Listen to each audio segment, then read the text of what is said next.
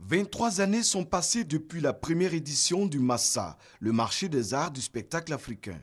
Organisée tous les 2 ans, cette plateforme d'expression et de promotion des arts vivants a résisté au temps. La réflexion a commencé donc avec les ministres chargés de la culture dans les pays de langue française dans les années 90. Et au fur et à mesure, elle a évolué pour créer un espace qui va permettre aux artistes africains de pouvoir montrer leurs meilleures œuvres.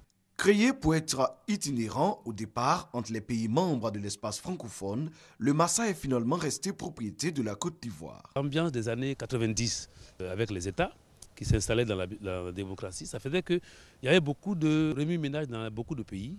Et donc avoir un pays stable à l'époque, c'était un des critères.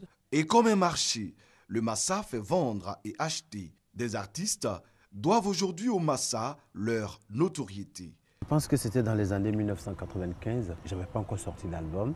Et avant la prestation des artistes confirmés, c'est nous qui faisions les premières parties. C'est comme ça, à Yopougon, à la place Figayo, j'ai eu mon premier producteur. Nous avons été contactés par des nationaux pour lesquels nous avons joué.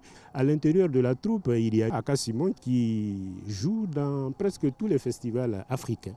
En 23 ans, déboires et succès ont émaillé la vie de ce grand rendez-vous. Les différentes crises que la Côte d'Ivoire a traversées l'ont énormément perturbé. Le Massa qui est venu en Côte d'Ivoire en 1993 parce que c'était un des pays les plus stables, s'est retrouvé dans les soubresauts de la Côte d'Ivoire à partir de 2002 déjà. Résultat, on a fait un Massa qui n'a pas eu le public escompté. C'est cette vitrine vieille de 23 ans qui va ouvrir ses portes à partir du 5 mars prochain et qui va réunir plus de 2000 festivaliers venus du monde entier.